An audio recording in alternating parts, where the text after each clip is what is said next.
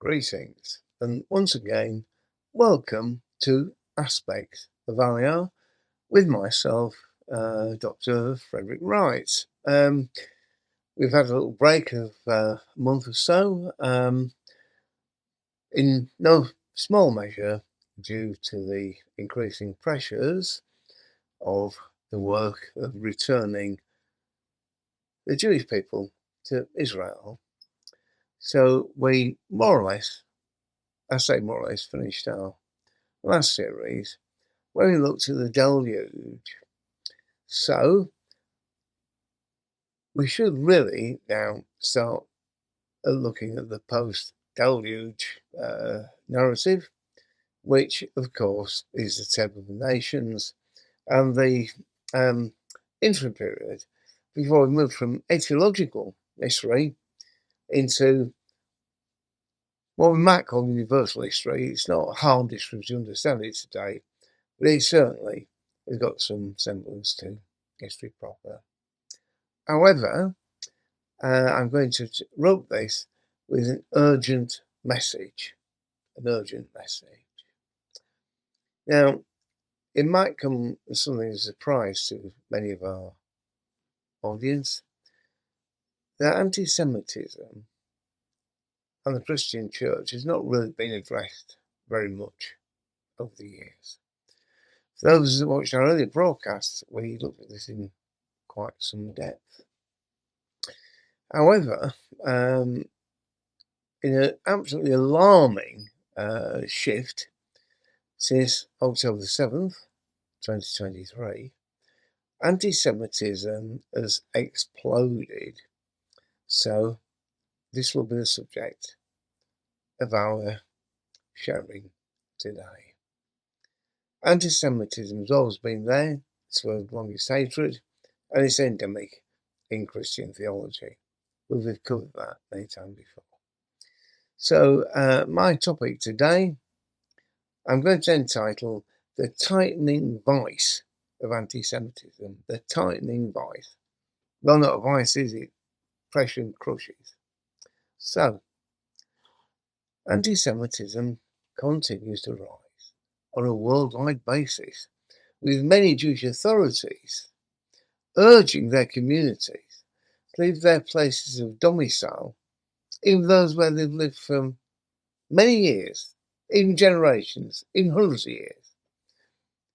It is absolutely appalling, this massive rise.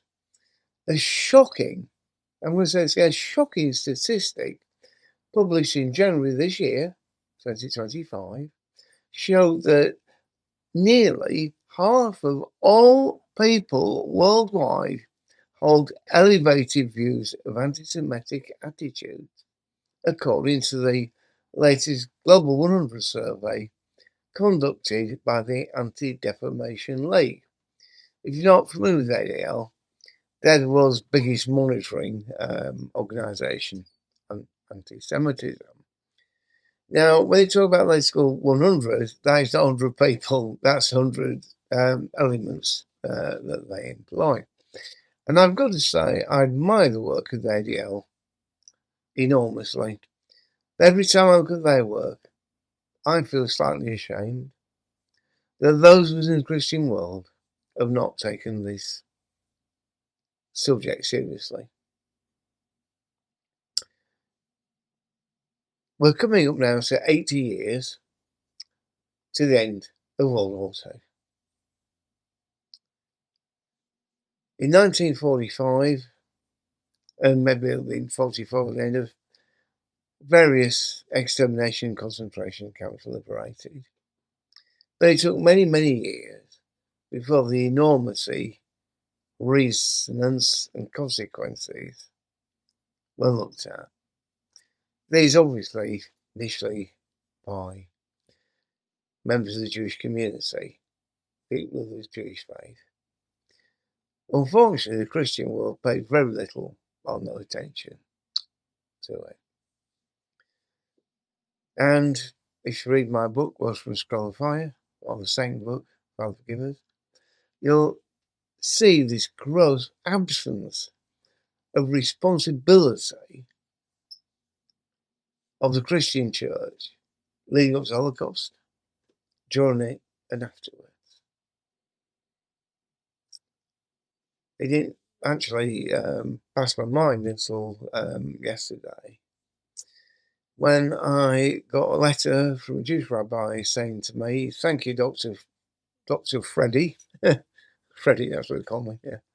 "Thank you, Dr. Freddie, yeah, for 31 years ago, admitting responsibility of Christians in the Holocaust. Thank you again, Dr. Freddie, for bringing it back some years later. But I've got to ask you, why is it only you and Dr. Michael Brown, shortly after, in a very, very small book, not my large works, took it upon yourself to bring these things into public conscience?" So I say to Ravnia, it was my privilege. And I'm sure there are many thousands of people out there that understand these things. And I'll pray. And our work of Ezra surely must be understood. It is not, let me say this clearly, it is not an admission of guilt for the Christian church, because we do not represent the Christian church as a whole. It's not an admission of guilt. It's not sympathetic. It's a question of the Bible and the biblical picture of God, land, and people. Okay, bit of a long-winded introduction. I want to open my broken heart to you today and talk about where we're at today. A shocking statistic, as I said. I cannot bring myself to say this. Over half the Christian world hold anti-Semitic views, and that world overall more than that. So, their survey found that 46% of the world's adult population, 2.2 billion people, harbour deeply entrenched anti-Semitic attitudes. Now, I want you to listen to this, please. Please. Yeah? This is,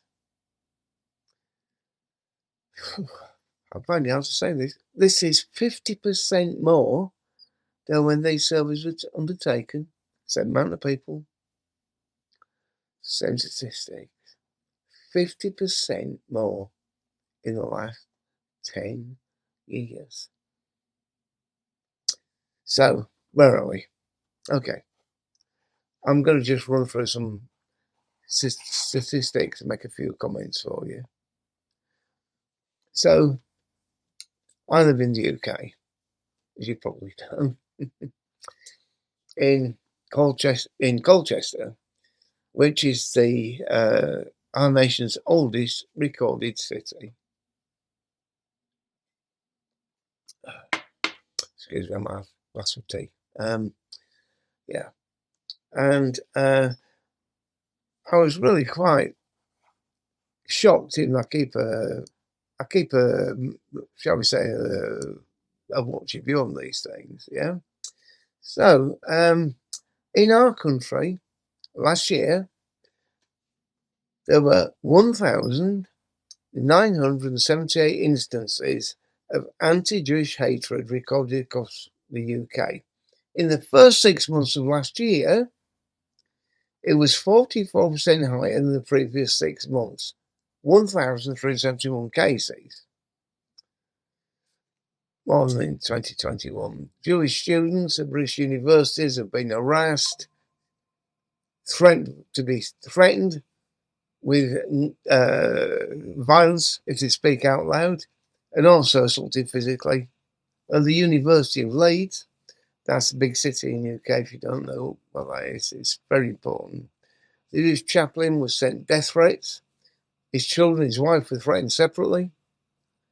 And the message was unmistakable. Jews are no longer welcome in Britain. In 2024, and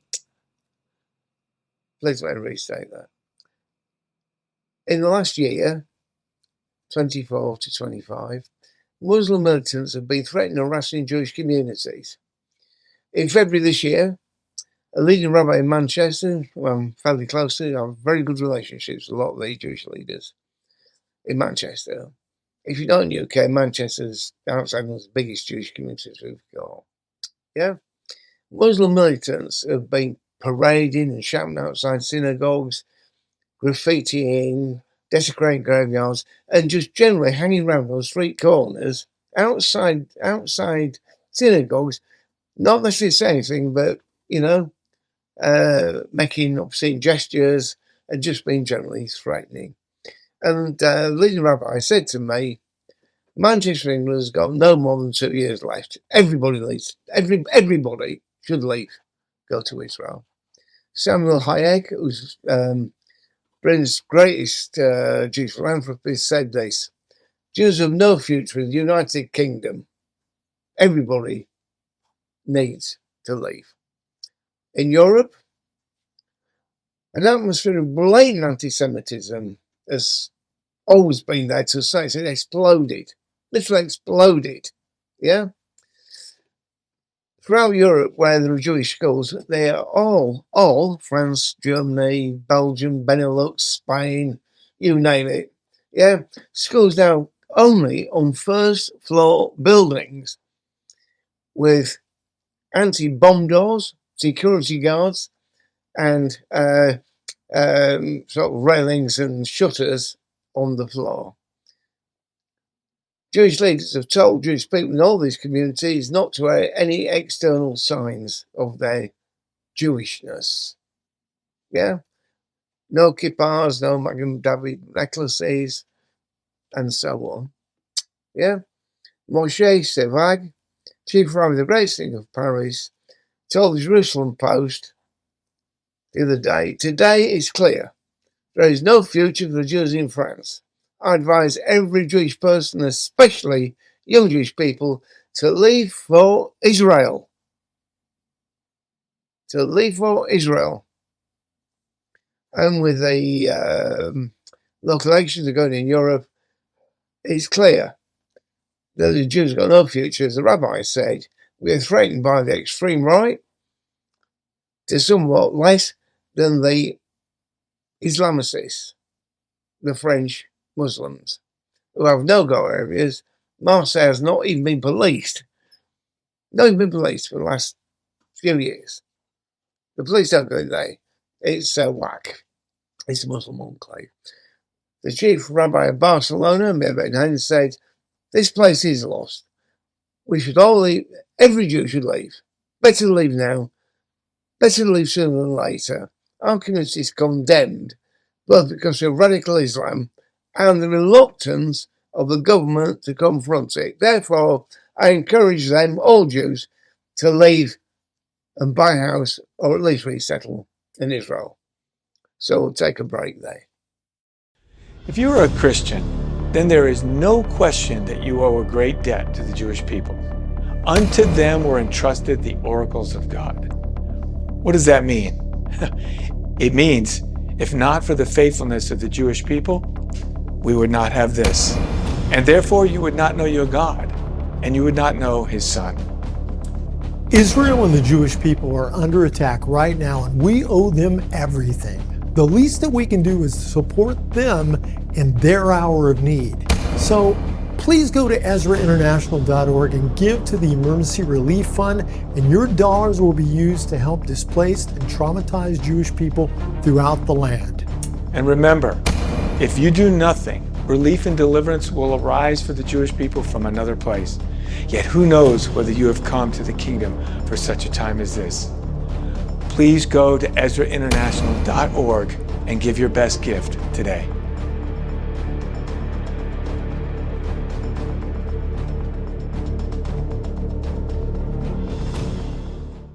Welcome back. This is a dreadful day for the Jewish people worldwide. It's also a dreadful day for Christians who have not appreciated that they laid the foundations for these things, both in the Holocaust and by this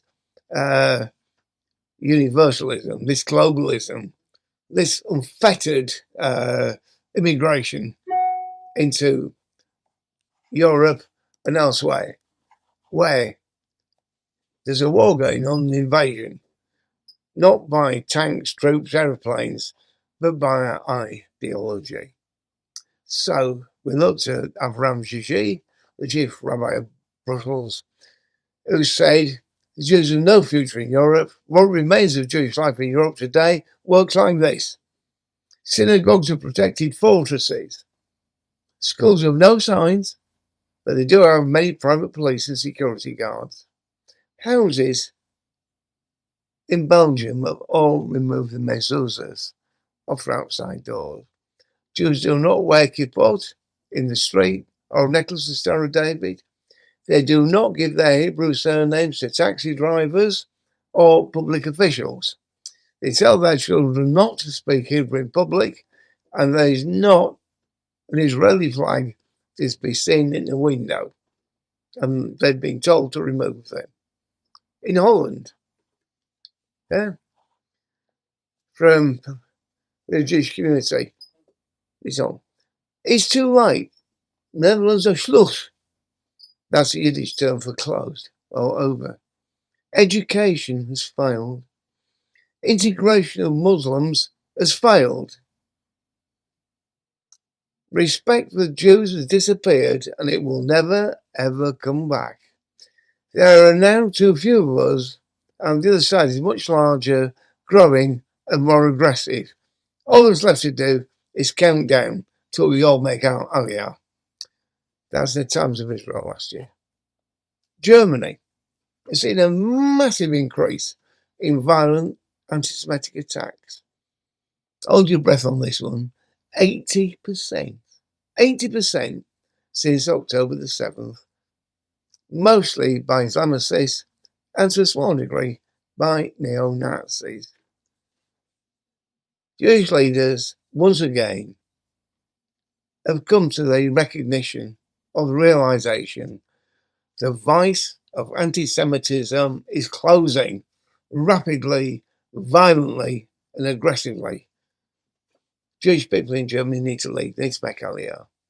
Now, the Anti-Semitism Observatory of the Contemporary Jewish Documentation Centre Foundation in Italy, that's a big mouthful, isn't it?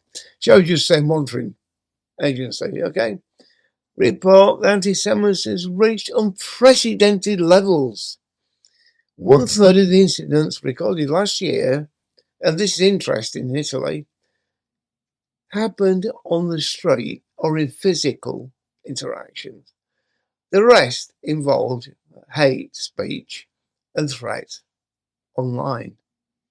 Now, in GB, France, Belgium, Germany, and Spain, we haven't even looked at the online threats there, and they are massive. They've increased to such an extent they can't almost put a deadly number on it. So let's just pop back into Italy. Yeah. In Italy, anti-Semitism has been more aggressive on the street than online. Yeah. But violent street incidents rose in the last year by 40%. 40%. 8%. And the trend, according to today's info, is increasing. So let's look at Eastern Europe. Let's look at Poland. Okay, now we know, or if you've been listening to me, you should know, Poland has always been one of the most anti-Semitic countries in the world. A lot of that was due to their Catholicism, but also the various effects of the realpolitik of the political identities that they belong to over the years. Anyway, here we are today. Extremist, anti-Semitic expressions have featured largely in recent Polish demonstrations against a parliamentary move. Yeah, they're considered the seizures of Jewish properties during the Holocaust. And in this rather, I'm going to call it sort of schizophrenic sort of thing, on one hand, they decided to try and give some recompense to the Jewish people who have the properties seized during the Holocaust, but on the other hand, they wanted to just take it all and put it into the south. This has been an ongoing thing with Poland, actually, with might call it Jewish treasures, but that, of course, is another subject. It could almost be the same teaching, but it's probably a little bit outside of what we're talking about. So, on May the 11th, last year, less than a year ago, as a large anti-Jewish restitution, which we're talking about, demonstration, outside the US Embassy in Warsaw, because the Poles think the Americans pushed this. Many were wearing T-shirts with "Death to the enemies of the fatherland." The chorus, and we have an anti-Israel chorus in England. I suppose you're in America too. Yeah, from the river to the sea, Palestine will be free. This is the Polish version of it. Yeah. This is Poland, not Polly. Okay. Now the Jewish presence in Poland was very large, and the Jewish people used to refer to Poland as Polin, which in Hebrew is this is where you will dwell. This is your dwelling place, Polin. Yeah. So they're shouting this out, great big chant, going through it, bang, bang, bang, this Poland, not Polin. And a great big sign that dominated this was, Poland will not be your next Palestine. Also, a Polish version, a brand new one of the Protocols of the Elders of Zion, revision of some great anti-Semitic tracts, was on sale. And that doesn't surprise me, because I've seen that in Catholic churches throughout Poland since I first started going there. Dare I say this, 40 years ago. Okay. In the rest of Eastern Europe, we got similar things. So Hungary, Romania, all that block of Eastern Europe, still largely anti-Semitic, and anti-Semitism is brewing up with the rise of the right. Happily, and I say this slightly ironically, this is more due to right-wing resurgence than Islamification, because Hungary, and in particular, and when it comes to Ukraine, look at that, they've resisted this thing. So let's pop back into the Mediterranean and let's look at Greece. Now, despite the presence of a relatively small Jewish community, only about 5,000 people now, even though it was massive. I mean, as you know from reading New Testament, the amount of Jewish people in Greece was massive. Yeah, there's only about 5,000 left now. But it remains an ongoing concern. A large percentage of Greeks harbour anti-Semitic attitudes and stereotypes, according to recent opinion polls. Now, the Golden Dawn, that was an extreme right-wing party, it was extremely anti-Semitic, has more or less fallen to pieces. But, it's a bit like water finds its own level. Anti-Semitic decreases from then, and then the anti-Semitic water rises elsewhere. So, anti-Semitic incidents, or there aren't that many, but when you think of the small amount they are still there, they are increasing, and it is a problem. So let's pop up to Scandinavia. Okay, so until the 17th century, Jews were officially banned from entering Sweden or Denmark, believe it or not. Weren't allowed. So if you want to say there weren't any, because there was a few closet ones if you want. Now, if you look at this, Denmark has probably been the most affected by anti-Semitism since the Nazi occupation in 1943. But as we know, Denmark took a very strong movement against anti-Semitism and the Holocaust. We've spoken about that before. Okay.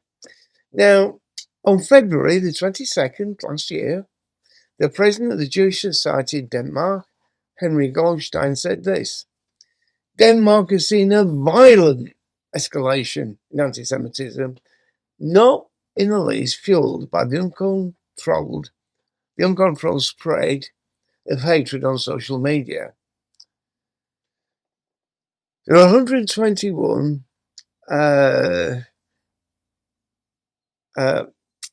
I'm not quite sure how to interpret the word. There are 121 hardline incidents that were outside of just simply criticism of Israel, just pushing the old anti-Semitic tropes. So, again, the leaders of the Jewish community in Denmark issued this advice: do not wear symbols of Judaism publicly. Do not wear Stars of David, kippahs, or any other indications of Jewish identity. Do not expose yourself to the risk of violence. And it's got so bad in Denmark, even though they've not pushed too much info out. Listen to this. Denmark has even begun deploying troops. They deploy the army to protect key Jewish sites throughout the country. The Ministry of Defence explained that armed forces will support surveillance of Jewish and Israel sites in Copenhagen to start with. Unbelievable, isn't that? Now, the Russian-Ukraine war has brought its own tensions. Anti-Semitism on both sides. Russians blame the Jews. The Ukrainians blame the Jews. What can you do? You're pleased to know that Israel has played a leading part in the rescue of Jewish people from both sides. We work enormously, enthusiastically, and indefatigably helping Jewish people return from both Russia and Moldova. Now, we're running out of time, so I'll go very quick. It might come as a great surprise to you that Canada has got one of the worst Canada, yes, has got one of the worst records of anti-Semitism. Jews were disbarred from owning property even right through to the post-war period. In the last 2 years, anti-Jewish violence in Montreal escalated. Gunmen opened fire on 2 Jewish schools. The Beit Tikva synagogue was firebombed both in 2023 and 2024, causing great damage. The Jewish Community Centre was firebombed in 2023. In Toronto, gunmen opened fire in 3 separate attacks on a Jewish girls' school. Synagogues and a Jewish school were vandalised, and graveyards. And just recently, synagogues, once again, have been attacked, Jewish businesses vandalised, effigies burned, anti-Semitic slogans and cries in Arabic to murder Jews have been heard throughout all Canada's major streets. So I've just got 1 minute left, which will probably interest you more. But before I go there, Malmo in Sweden, massive anti-Semitic things, massive anti-Israel meetings. The Arabic copies of Hitler's Mein Kampf, a special display in the public library in Malmo. Now, just to finish, in the USA, according to the latest annual State of Anti-Semitism in America reported by the AJC in 25, just a couple months ago, online and social media dominate anti-Semitism. Okay? Roughly 69% of Jewish adults report experiencing anti-Semitism online and in social media. This increases to 83% amongst the younger ones.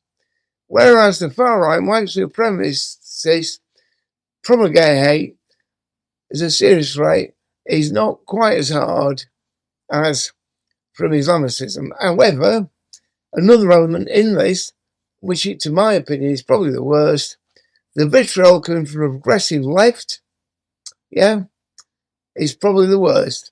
At this point, there isn't really a space where it feels safe to say, I am Jewish. That's America. The progressive left are more anti-Semitic than the extreme right, etc. Then we got Latin America. We've spoken out before. All Latin America has huge anti-Semitism because of those fleeing, Nazis fleeing, and extreme right-wing politics. So, we've run out of our time, but I just want to say to you, this is where it begins. Please share my broken heart.